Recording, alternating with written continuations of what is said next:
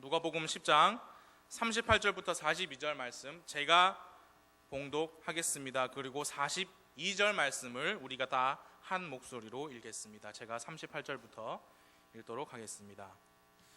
이제 그들이 갈 때에 그분께서 어떤 마을로 들어가시니 마르다라 하는 어떤 여자가 그분을 자기 집으로 받아들이니라. 그녀에게 마리아라 하는 동생이 있었는데 그녀도 예수님의 발 앞에 앉아 그분의 말씀을 듣더라. 그러나 마르다는 섬기는 일이 많아 괴로워하더라. 그녀가 그분께 나와 이르되 주여, 내 동생이 나 혼자 섬기게 내버려 두는 것을 돌아보지 아니하시나이까? 그런즉 그녀에게 명하사 그녀가 나를 돕게 하소서 하거늘. 예수님께서 그녀에게 응답하여 이르시되 마르다야, 마르다야, 내가 많은 일에 관하여 염려하고 근심하나, 같은 목소리로, 한 가지가 필요하니라. 마리아는 그 좋은 부분을 택하였으니 그것을 빼앗기지 아니하리라 하시니라. 아멘. 잠시 기도하겠습니다. 하나님 아버지, 이 시간 기도드립니다. 하나님의 살아있는 말씀이 우리에게 임하고 우리 마음속에 임하여서 우리가 변화되고 하나님께서 의도하신 바대로, 하나님께서 기뻐하시는 모습대로 우리가 성장하기를 기도합니다. 이 말씀 주님께서 거룩히 구별해 주시고 또한 저를 도와주셔서 하나님의 크신 뜻을 이루시는 이 오후 말씀 선포의 시간이 되기를 간절히 기도합니다. 주 예수님의 이름으로 기도했습니다. 아멘.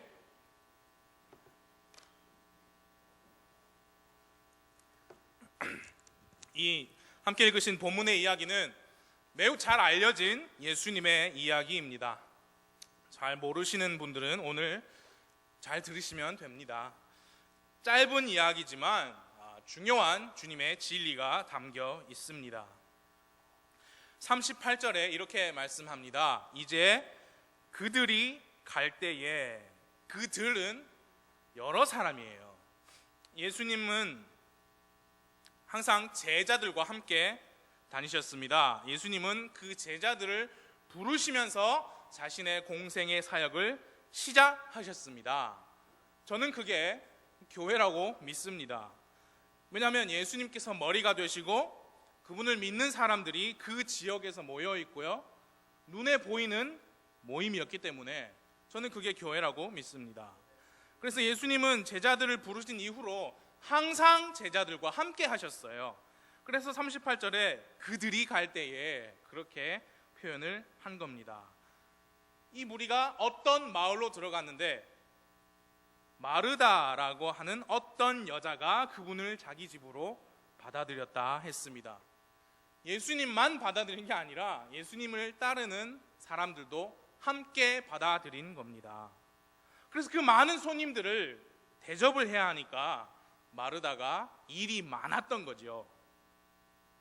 39절에 보면 예수님의 발 앞에 앉아서 그분의 말씀을 들었던 사람이 마리아 한 명뿐만이 아니었다는 것을 우리가 알 수 있어요. 왜냐하면 39절에 보니까 그녀도 예수님의 발 앞에 앉아 그랬거든요. 그녀도 앉았고요, 다른 사람들도 앉았을 거예요. 그리고 언니 마르다도 처음부터 그냥 손님 접대만 했는데 저는 그렇게 생각 안 하거든요.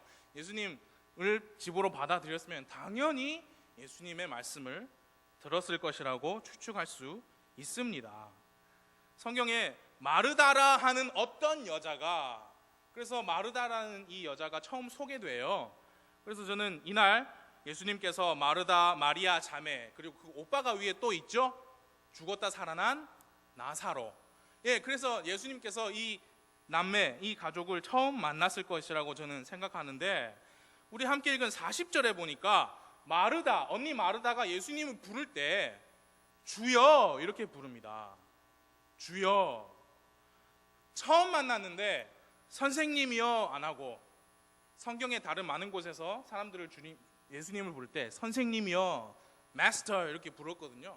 근데 Lord, 주여 그랬어요. 그래서 우리는 마르다와 마리아가 처음에는 같이 예수님의 발 앞에 앉아서 예수님의 말씀을 듣고 예수님을 각자 자신의 주님으로 받아들였다고 유추할 수 있는 거죠. 요한복음 11장에서 이 나사로의 이야기가 나옵니다. 나사로가 이제 병들었고 마침내 죽었고 다시 예수님께서 살려주셨잖아요. 처음에 병들었을 때 이 마르다가 사람을 예수님께 보냈습니다. 오빠 나사로가 병들었으니까 좀 오시라. 요한복음 11장 3절에 보니까 그러므로 그의 누이들이 그분께 사람을 보내어 이르되 주여 보소서 주께서 사랑하시는 자가 병들었나이다. 그걸 볼 때 예수님은 이 나사로, 마르다, 마리아 이 삼남매와 매우 친밀한 관계를 가지셨구나는 것을 우리가 또 생각할 수 있지요. 그리고 오늘 우리가 읽은 여기에서 만나셨구나, 이렇게 만나게 됐구나, 그렇게 생각할 수 있습니다. 그렇게 해서 예수님을 자기 집으로 받아들였고 또 예수님과 함께한 사람들이 집에 들어오게 됐습니다. 언니 마르다는 언니니까 일을 많이 했어요. 그래서 우리 한국말에도 형만한 아우가 없습니다. 그쵸? 저도 형이지만 그래요. 언니는 왜 이 많은 분들을 모셔야 될 거 아니에요. 그래서 처음에는 예수님 앞에 있다가 내가 이러고 있으면 안 되지, 그리고 가서 열심히 섬겼을 겁니다. 그런데 혼자 하다 보니까 40절에 보니까 섬기는 일이 많아 괴로워하였다 그랬어요. 그래서 예수님께 이렇게 말씀을 했죠. 주여, 내 동생이 나 혼자 섬기게 내버려 두는 것을 돌아보지 아니하시나이까. 그런즉 그녀에게 명하사 그녀가 나를 돕게 하소서. 말씀 좀 해주십시오 주님, 나를 좀 도와달라고. 그런데 예수님이 뭐라고 말씀하셨습니까? 41절 마르다야 마르다야, 네가 많은 일에 관하여 염려하고 근심하나 한 가지가 필요하니라. 마리아는 그 좋은 부분을 택하였으니 그것을 빼앗기지 아니하리라. 이 예수님의 대답에서 우리는 과연 무엇이 중요한지를 배울 수가 있는 거예요. 섬기는 일도 중요합니다. 섬기는 일이 없었다면 저는 이 고른 배를 가지고 지금 말씀을 선포해야 돼요. 어제 섬겨주셨기 때문에 제가 든든하게 먹고 말씀을 선포할 수 있는 겁니다. 매우 중요해요.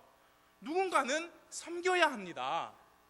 그리고 그 섬김은요, 아름다운 것이고요, 하나님께서 기뻐하시는 겁니다. 그런데 예수님의 말씀을 보면 그런 중요하고 아름다운 섬김보다 더 좋은 것이 있다, 그렇게 말씀하셨어요. 그것은 바로 예수님의 말씀을 듣는 것입니다. 42절에서 예수님이 이렇게 말씀하셨습니다. 한 가지가 필요하니라. 마리아는 그 좋은 부분을 택하였으니 그것을 빼앗기지 아니하리라. 마리아가 빼앗기지 않을 그것은 무엇입니까? 바로 예수님의 말씀입니다. 그래서 오늘 이 말씀의 제목을 이렇게 정했습니다. 여러분, 말씀을 빼앗기지 마십시오. 말씀을 빼앗기지 마십시오. 이 제목에 관해서 제가 3가지만 말씀을 드리겠습니다. 첫 번째, 여러분, 말씀의 중요성을 깨달으십시오. 말씀의 중요성을 깨닫기를 바랍니다. 말씀을 빼앗기지 않으려면 먼저 나 자신이 그 말씀을 중요하게 생각하고 소중하게 생각해야 합니다. 여러분, 나에게 소중한 것이 아니면 그것을 빼앗기지 않으려고 노력하지 않아요. 내가 이것을 오랫동안 간직하려고 노력하지 않습니다. 나의 생각과 마음 속에서 지키려고 하지 않아요. 그래서 우리 스스로에게 물어봐야 됩니다. 나에게 이 말씀은 어떤 의미가 있는가 생각해 봐야 합니다. 하나님은 우리에게 말씀을 주셨습니다. 하나님은 여러분과 저처럼 육체를 가지고 계신 분이 아니에요. 그래서 하나님은 우리가 붙들고 소중히 여겨야 할 것으로 우리가 보고 만질 수 있는 어떤 형상이나 건물이나 손으로 이렇게 만지고 쓰다듬고 보듬을 수 있는 물건을 주신 게 아닙니다. 성경 말씀에 하나님은 영이시니 경배하는 자가 영과 진리로 경배해야 된다고 말씀했습니다. 하나님은 영이세요. 영이신 하나님과 교제할 수 있는 길은 오직 우리의 영으로만 가능합니다. 우리는 손으로 만든 형상에 절하고 그것을 만지면서 경배하지 않습니다. 우리는 영이신 하나님을 경배합니다. 그런데 그 영이신 하나님께서 우리 인간들에게 자신을 나타내시고 자신을 소개해 주시고 자신의 생각을 보여주시고 자신의 명령들을 기록해 주시고 인류와 우주를 향한 자신의 뜻과 계획을 보이시기 위해 사용하신 방법이 무엇이냐? 우리에게 하나님의 말씀을 주신 것이다라는 거예요. 그래서 우리는 영이신 하나님을 우리 두 눈으로 볼 수는 없지만 그분의 말씀을 읽어서 그분을 만나게 됩니다. 우리는 영이신 하나님의 음성을 우리 귀로 들을 수는 없어요. 그러나 우리에게 주신 하나님의 말씀으로 하나님의 음성을 들을 수 있습니다. 우리는 영이신 하나님을 만질 수도 없고 안아볼 수도 없습니다. 그분께 맛있는 거 대접할 수도 없고요, 좋은 옷을 선물할 수도 없습니다. 우리는 그런 식으로 주님을 섬기는 게 아니에요. 우리가 어떻게 하나님을 섬기느냐? 그 유일한 방법은 하나님께서 우리 인간에게 주신 말씀대로 사는 겁니다. 이 말씀으로 사는 겁니다. 그게 하나님이 원하시는 거예요. 마태복음 4장 4절에 예수님께서 사탄에게 시험을 받으실 때 이렇게 말씀하셨습니다. 그분께서 응답하여 이르시되 기록된 바 사람이 빵으로만 살 것이 아니요 하나님의 입에서 나오는 모든 말씀으로 살 것이라 하였느니라. 여러분, 이 말씀이 나에게 무슨 의미가 있습니까? 내가 살기 위해 꼭 필요한 거예요. 내가 살기 위해 필요한 거예요. 예수님이 그렇게 말씀하셨잖아요. 사람이 빵만으로는 안 되고 하나님의 입에서 나오는 모든 말씀으로 살 것이라. 그러니까 저는 살기 위해서 말씀이 필요한 겁니다. 예수님이 그렇게 말씀하셨어요. 한 가지가 필요하니라. 여러분, 이 필요라고 하는 것은요, 꼭 있어야 되는 거예요. 이게 없으면 살 수가 없는 거예요. 그래서 필요입니다. 없으면 안 돼요. 우리 삶을 위해 필요가 있죠. 그리고 그 필요 이외의 것들은 다 뭐냐? 럭셔리예요. 소위 말해 쉬운 말로 덤이에요. 덤. 필요 이상으로 있는 것들은 더 많으면 많을수록 좋습니다, 여러분. 그러나 그것들이 없어도 사는 데에 지장은 없어요. 그게 필요입니다. 필요는 꼭 있어야 돼요. 마르다는 섬김으로 바빴습니다. 섬김이요, 중요합니다. 예수님께서 말씀하시는데 그 자리에서 누군가 섬겨줘가지고 먹을 것이 있고 마실 것이 있으면 좋습니다. 더 많으면 많을수록 더 좋습니다. 그러나 없어도 됩니다. 예수님은 이렇게 말씀하셨어요. 네가 많은 일에 관하여 염려하고 근심하다. 한 가지가 필요하니라. 여러분, 누군가가 발을 씻겨주고 손을 씻을 물을 준비해 주는 것은 좋은 일입니다. 앉을 자리를 깨끗이 정리해주고 이렇게 딱 앉으니까 먹을 것과 마실 것을 준비해 오는 일은 아름다운 일입니다. 더 많으면 많을수록 좋습니다. 그러나 그것들이 없어도 예수님의 말씀 듣는 데에는 아무런 지장이 없습니다. 필요한 것은 한 가지이기 때문이에요. 그것은 말씀입니다. 말씀이 가장 중요합니다. 그렇다면 그것은 소중한 것이고요, 소중한 것이면 여러분 빼앗기지 마십시오. 빼앗기지 마십시오. 꼭 필요한 것입니다. 예수님께서 사탄에게 말씀하셨잖아요. 사람이 빵으로만 살 것이 아니요 하나님의 입에서 나오는 모든 말씀으로 살 것이라. 여러분, 우리에게 빵이 필요하잖아요. 음식 없이 우리가 살 수 있습니까? 음식이 우리에게 중요한 것과 마찬가지로 하나님의 입에서 나오는 모든 말씀이 우리가 사는 데에 있어서 필요하다는 말씀이에요. 사는 데 꼭 있어야 하는 필요입니다. 그래서 예배당에 빈자리가 안타까운 거예요. 그 자리가 누군가의 자리인데 말씀 선포 시간에 그곳에 계셔야 할 분이 안 계시면 안타까운 거예요. 제가 설교하는 날이니까 빈자리가 있으니까 이렇게 말하는 거 아닙니다. 우리 담임 목사님께서 주일에 그 자리에 계셔야 할 분이 안 계시는 것을 보고 안타까워 하시는 이유는 그런 이유가 아니에요. 우리가 살기 위해 말씀이 꼭 필요한데, 말씀으로 살아야 되는데 무엇이 말씀보다 더 중요해가지고 안 계시는가? 그러면 말씀이 없이도 괜찮단 말인가? 그래서 안타까운 거예요. 안 먹고도 잘 살 수 있단 말인가?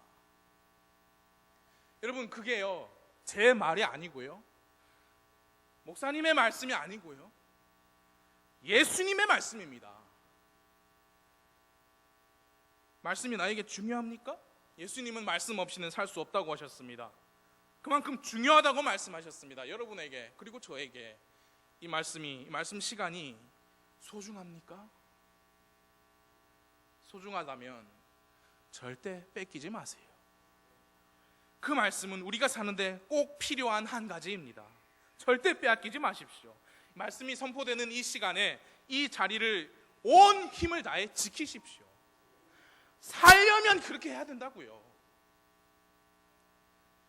진정 나에게 소중한 것이라면 그렇게 하십시오. 말씀 없이는 살 수 없지 않습니까? 예수님이 하시는 말씀이 그거 아닙니까? 한 가지가 필요하니라. 마리아는 그 좋은 부분을 택하였으니 그것을 빼앗기지 아니하리라. 말씀의 중요성을 깨달으셔야 합니다. 그리고 이 말씀의 중요성에 관하여 한 가지 더 말씀드릴 내용이 있습니다. 예수님께서 분명히 말씀하셨습니다. 사람이 빵으로만 살 것이 아니요 하나님의 입에서 나오는 모든 말씀으로 살 것이라. 여러분, 그렇다면 하나님은 사람에게 그분의 입에서 나오는 모든 말씀을 주셔야만 합니다. 그래야 사람이 살 수 있을 겁니다. 하나님의 입에서 나오는 모든 말씀을 주시지도 않고 모든 말씀으로 살으라 라고 하시는 것은 다 죽으란 이야기예요. 우리 하나님이 그렇게 하실 분입니까? 하나님의 입에서 나오는 모든 말씀, 이 모든 말씀이라는 말이 every word, 모든 단어예요. 하나님께서 사람에게 그분의 입에서 나오는 모든 단어를 주셨습니까? 그 단어 어디 있습니까, 여러분?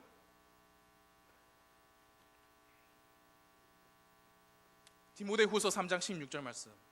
모든 성경 기록은, 여기에서 처음에서부터 요 끝까지 모든 성경 기록은 하나님의 영감으로 주신 것이다. 그 말 문자 그대로 뜻이 뭐냐면 모든 성경 기록이 하나님의 입에서 나온 단어들이다, 그 말이에요. 그분이 숨을 내쉬면서 주신 단어들이다. 하나님께서 그분의 입에서 나오는 모든 단어들이 담긴 성경을 주셨죠? 주시지도 않고 모든 말씀으로 살라고 하시겠습니까? 하나님이 거짓말장애입니까? 아닙니다. 하나님은 이 성경에 다 주셨어요. 다. 그래서 저는 하나님한테 감사드려요. 왜 감사드리느냐? 하나님의 입에서 나오는 모든 단어들이 담긴 히브리어 성경과 그리스어 성경을 저에게 주시지 않은 것에 대해서 너무 감사합니다. 저는 하나님께서 처음에 주신 그 히브리어 성경, 그리스어 성경을 오늘날 저희가 얼마든지 읽을 수 있고 배울 수 있고 확신할 수 있는 우리말로 주신 것에 대해서 정말 감사드립니다. 찬양을 드립니다. 여러분, 시편 말씀해 보니까요, 하나님의 말씀은 하늘에 영원히 정착되어 있대요. 그 하늘에 영원히 정착된 그 말씀을 하나님께서 사람들에게 주실 그 능력이 있으십니까? 없으십니까? 있으십니다. 처음에 주신 히브리어와 그리스어의 하나님의 말씀들을 우리가 이해할 수 있는 한국말로 옮겼을 때 그 하나님의 입에서 나온 모든 단어들이 없어지지 아니하고 우리말로 다 보존되는 거 하나님께서 하실 수 있으십니까? 없으십니까? 있으십니다. 영어로 번역이 되어도 한국말로 번역이 되어도 하나님께서 처음에 주셨던 모든 말씀, 모든 단어들이 하나도 없어지지 않게 하시고 다른 언어로 그 처음 단어들을 보존하실 수 있는 능력이 있습니다. 그래서 우리가 가지고 있는 이 성경책은 하나님의 입에서 나온 모든 단어들이 담겨 있습니다.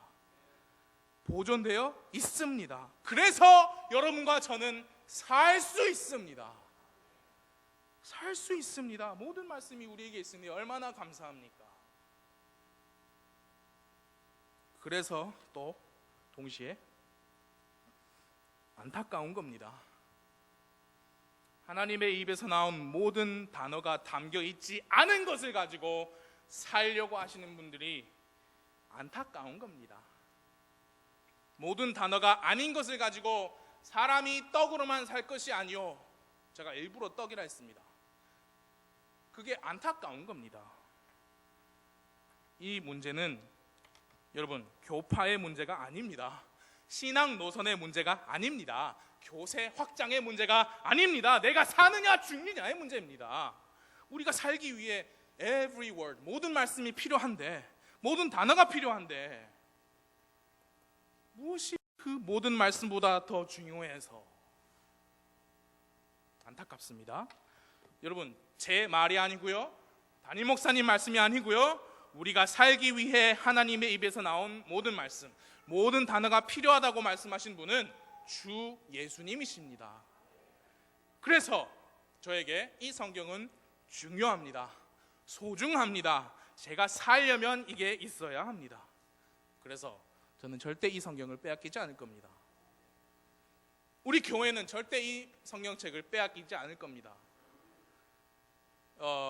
저는 결코 킹 제임스 바이블, 저는 결코 킹 제임스 성경의 전문가가 아닙니다. 사본학이랄지 성서 비교 이런 걸 공부해가지고 학위를 받은 사람도 아닙니다. 전문가도 아닌데 왜 그렇게 말을 하느냐? 살려고 그러는 거예요. 그러한 저를 하나님께서 이 단에 세우신 이상 저는 여러분께도 선포해야 합니다. 모든 단어가 있어야 우리가 살 수 있어요. 말씀을 빼앗기지 않기 위해서 첫 번째로 말씀의 중요성을 깨달으셔야 합니다. 두 번째로, 말씀을 빼앗기는 것은 내 책임이다 라는 사실을 깨달아야 합니다. 말씀을 빼앗기면 그것은 바로 내 책임입니다. 아니, 누가 나한테서 말씀을 뺏어가면 그 사람 책임이지, 그게 어떻게 내 책임입니까? 여러분, 씨 뿌리는 자의 비유를 잘 아실 겁니다. 예수님께서 이야기를 해주셨어요. 비유로. 어떤 씨 뿌리는 자가 나가서 씨앗을 뿌렸습니다. 어떤 씨들은 길가에 떨어져 가지고요, 새들이 와서 먹어버렸어요. 어떤 씨들은 돌밭에 떨어져서요, 흙이 많지 않아요. 그래서 싹이 나긴 했는데 햇볕에 강하게 쬐니까 다 말라서 죽었어요. 어떤 씨앗들은 가시나무 사이에 떨어져 가지고 가시에 숨이 막혀 가지고 죽어버렸습니다. 마지막으로 어떤 씨앗들은 좋은 땅에 떨어졌어요. 그래서 100배, 60배, 30배의 열매를 냈습니다. 예수님께서 그 이야기로 가르쳐 주셨어요. 잘 아시는 대로 이 씨앗이 무엇을 뜻합니까? 말씀이에요. 말씀을 빼앗긴, 이 말씀의 씨앗이 제대로 싹을 내고 열매를 맺지 못한 그 처음 세 번의 사례들의 문제가 무엇입니까? 말씀이 문제였습니까? 아니요, 말씀을 받은 그 사람의 마음밭이 문제인 거예요. 그 마음밭은 다른 사람의 마음이 아니고 내 마음밭이에요. 여러분, 생각해 봐야 돼요. 그래서 내 마음이 길가 아니냐, 돌밭이 아닐까, 가시나무 숲이 아닐까. 그래서 말씀을 듣긴 하는데 곧바로 말씀을 빼앗기고 만다면 그 책임은요, 나한테 있는 거예요. 잠언 4장 23절에서 이렇게 말씀했습니다. 열심을 다하여 내 마음을 지키라. 그 이유가 바로 거기에요. 삶의 모든 일들이 다 마음에서부터 나오기 때문이다.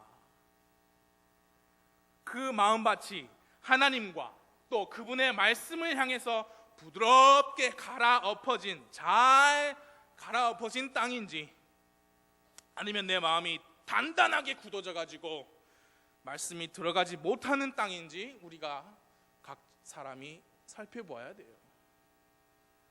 그리고 만약 내 마음이 가시밭길이다, 길가다, 돌밭이다 라고 하면 여러분 수단과 방법을 가리지 말고 부드럽게 다시 개간하세요. 그래야 말씀의 씨가 잘 뿌리를 내리고 말씀이 싹을 틔우고 꽃이 피고 내 삶에서 열매를 맺을 수 있어요. 그래서 말씀을 빼앗기는 건요, 내 책임이에요. 내 옆에 계신 분 때문에 아닙니다. 지난 세월 속에서 나에게 상처 주었던 아무개 형제 때문이 아니에요. 교회에서 나를 괴롭게 했던 아무개 자매 때문이 아닙니다. 예배당에 와서 앉아 있어도 말씀이 들리지도 않고 마음에 들어오지도 않는 것은 나를 힘들게 하는 저기 앉은 누구 때문이 아니라 딱딱하게 굳어진 내 마음밭 때문이에요. 여러분, 그래서 마음을 지키십시오. 여러분, 상처받지 마십시오. 사람을 향해, 어떤 특정 인물을 향해 내 마음에 쓴 뿌리가 있으면요, 그건 곧 나만 괴로운 일입니다. 예수님 생각하면 여러분, 우리가 다 용서받은 사람 아닙니까? 예수님 생각하면 힘들어도 예수님 생각하면, 그렇지 않습니까? 우리가 마음 지킬 수 있잖아요. 다 똑같이 용서받는 우리가 어느 누구에게 쓴 뿌리를 가지고 딱딱하게 굳은 마음을 가지고 살 수 있단 말입니까?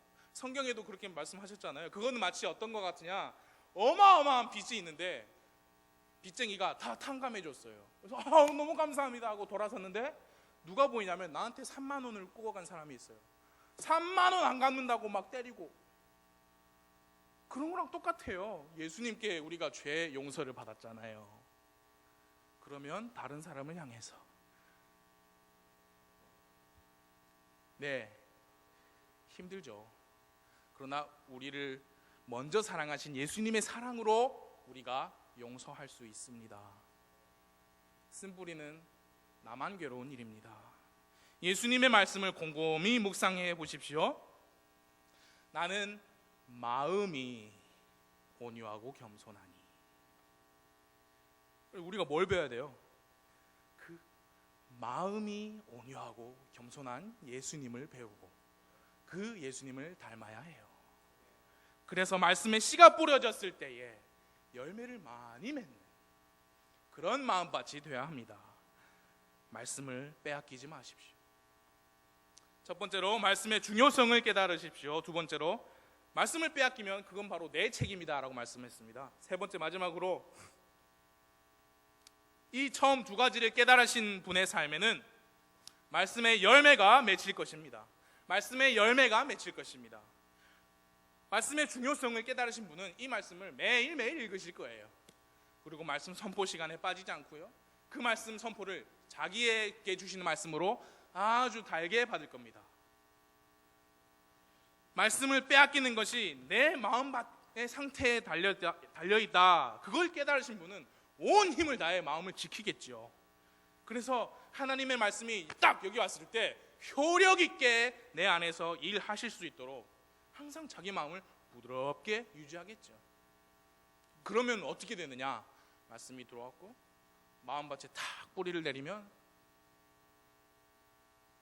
이사야서 55장을 함께 보시겠습니다. 이사야서 55장 구약 성경인데요, 10절부터 보시겠습니다.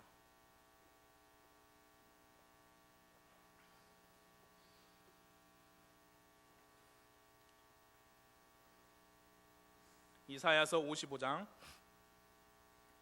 10절 말씀을 함께 읽어보겠습니다. 시작. 비와 눈이 하늘에서 내려와 거기로 되돌아가지 아니하고 땅을 적셔서 땅이 열매를 맺게 하고 싹을 내게 하여 씨 뿌리는 자에게 씨를 주고 먹는 자에게 빵을 주게 하는 것 같이, 잘 들어보십시오, 내 입에서 나아가는 내 말도 그러하여 그것이 헛되이 내게로 되돌아오지 아니하고 내가 기뻐하는 것을 이루며 내가 그 말을 보내어 이루게 하려는 일에서 형통하리니. 너희가 기쁨으로 나가며 평안히 인도될 것이요 산들과 작은 산들이 너희 앞에서 소리내어 노래하고 들의 모든 나무가 손뼉을 치리라.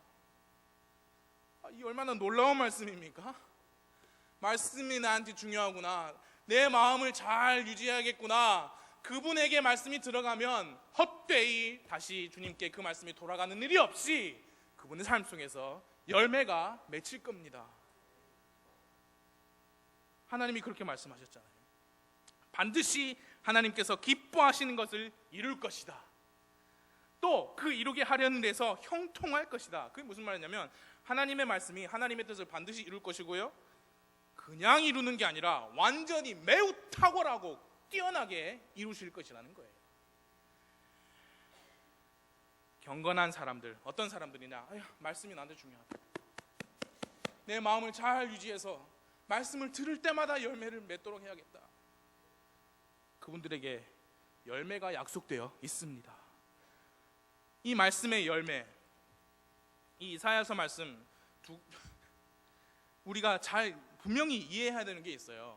이 말씀의 열매가 하나님을 뭐라 그랬습니까? 11절에서 내가 기뻐하는 것을 이루며 그랬죠. 하나님께서 기뻐하시는 것을 이룰 거예요. 그런데 하나님은 기뻐하시는 일인데 우리 사람에게는 꼭 그렇지만은 않을 수도 있다는 거예요. 예를 들어 구원받은 하나님의 자녀인데 하나님의 말씀을 떠났어요. 방탕한 삶에 빠져 있는데 하나님께서 말씀으로 그 사람이 회개하고 그가 다시 말씀으로 돌아오게 되기까지 하나님께서 징계하실 수 있고 말씀의 채찍으로 다루실 수 있습니다. 그래서 그 사람이 회개에 이르게 되면 하나님의 입장에서는 기뻐하시는 일이에요. 그러나 사람에게는 매우 혹독하고 힘든 채찍의 시간, 징계의 시간이 될 수도 있다는 거죠. 그러나 우리가 기억해야 하는 것은 모든 것이 합력하여 선을 이루게 하시는 하나님의 뜻이다 그 말이에요. 그게 하나님은 기뻐하신다 그 말입니다. 그게 열매, 그것도 말씀의 열매 맞습니까? 그리고 이 말씀의 열매, 이게 뭐냐면 반드시 밖으로 보이는 것들이라는 거예요. 이 부분은 오늘 아침에 우리가 충분히 들었습니다. 뭐냐? 내 마음 속에서 이 말씀이 역사해가지고 막 폭발하는 겁니다. 그래서 내 이 마음에서 내 밖으로 나올 수밖에 없는 겁니다. 실천할 수밖에 없는 거예요. 내 입으로, 입의 말로, 내 손, 발, 행동으로 나오는 겁니다. 12절에 보니까 너희가 기쁨으로 나가며 평안히 인도될 것이요. 기쁨에 넘치는 거예요. 물론 문맥적으로 이 12절 말씀은 55장 7절 말씀을 받고 있는 내용이에요. 이사야 55장 7절 말씀에 사악한 자는 자기 길을 버리고 불의한 자는 자기 생각을 버리고 주께 돌아오라. 그리하면 그분께서 그에게 긍휼을 베푸시리라. 우리 하나님께로 돌아오라. 그분께서 풍성하게 용서하시리라. 돌아오면 말씀의 열매가 맺고 너희가 기쁨이 충만할 것이다. 그 문맥적인 내용이에요. 여러분, 불신자가 말씀으로 회개하고 구원을 받아서이든지 말씀을 떠난 그리스도인이 하나님의 말씀으로 다시 돌아와서든지 아니면 말씀 안에서 신앙생활 잘 하고 계신 그리스도인 분들이 이 말씀으로 그 삶에 더욱 열매가 넘치고 기쁨이 넘치든지 말씀의 열매는 밖으로 보인다는 거예요. 그것은 그 사람의 내적인 변화로 인하여 외적으로 드러나는 그 믿음의 증거물입니다. 증거물.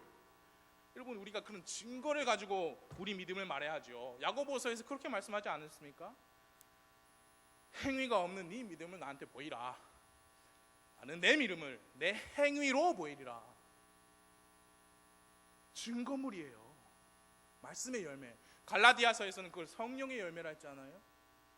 사랑, 기쁨, 화평, 오래 참음, 부드러움, 선함, 믿음, 온유, 절제.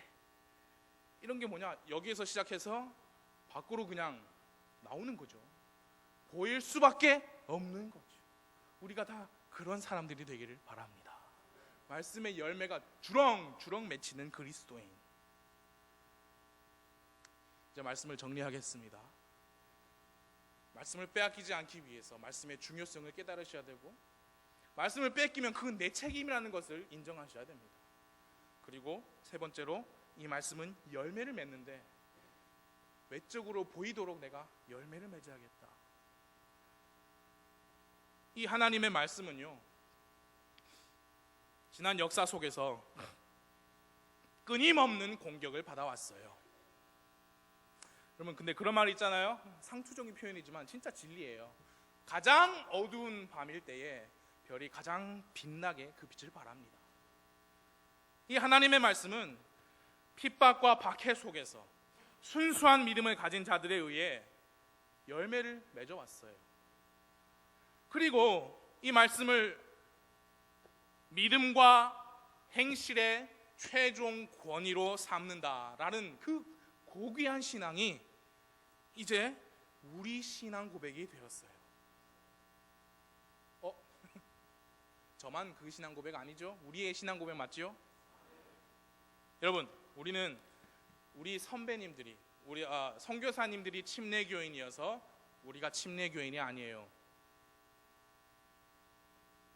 우리는 이 말씀대로 믿기 때문에 침례교인이에요. 우리는 이 킹제임스 바이블에 뭘 투자를 해가지고 이 성경을 쓰는 게 아니에요. 우리는 말씀대로 믿는 사람들이기 때문에 이 성경을 받아들이고 믿는 겁니다. 우리는 일부러 시대에 역행하려고 거룩한 예배, 거룩한 복장, 거룩한 음악을 고수하는 게 아니에요. 말씀대로 믿고 실행하려고 하니까 그런 겁니다.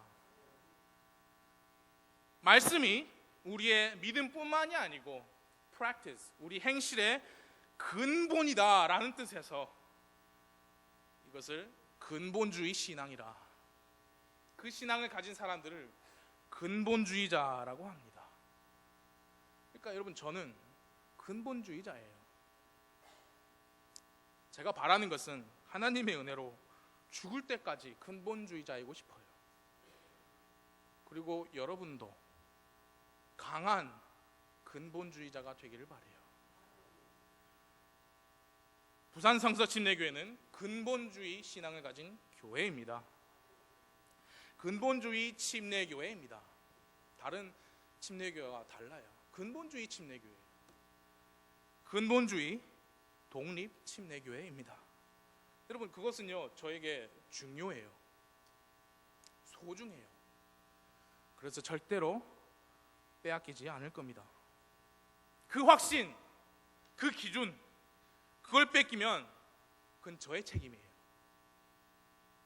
제가 제 마음을 이런 교리, 저런 교리의 파도에 휩쓸리게 내 마음을 지켜내지 못했기 때문에 그런 거니까 제 책임이에요. 그래서 저는 그것을 빼앗기지 않을 겁니다. 또한 우리 교회는 근본주의 신앙의 열매를 맺을 겁니다. 근본주의자들을, 우리 자녀들 근본주의자로 키워낼 거예요. 또한 누가 우리 교회 오시면 근본주의는 이렇구나, 그걸 느끼게 할 거예요. 이미 느끼고 계시고요. 근본주의 독립침례교회 경배는 이렇구나, 다르구나. 그게 열매 아닙니까, 여러분? 열매. 우리가 말로만 근본주의 하면 뭐합니까? 오늘 아침에 잘 들으셨잖아요. 이걸 지키려고 싸워야죠. 절대 빼앗기지 않을 것입니다. 이제 여러분께 질문 드리고 마치겠습니다. 여러분, 말씀 중요합니까? 빼앗기지 않을 자신 있습니까? 여러분 삶에서 열매가 있습니까? 여러분은 저와 함께 목사님의 리더십에 우리가 따라가면서 이 근본주의 신앙을 함께 지켜나가시겠습니까? 기도하시겠습니다.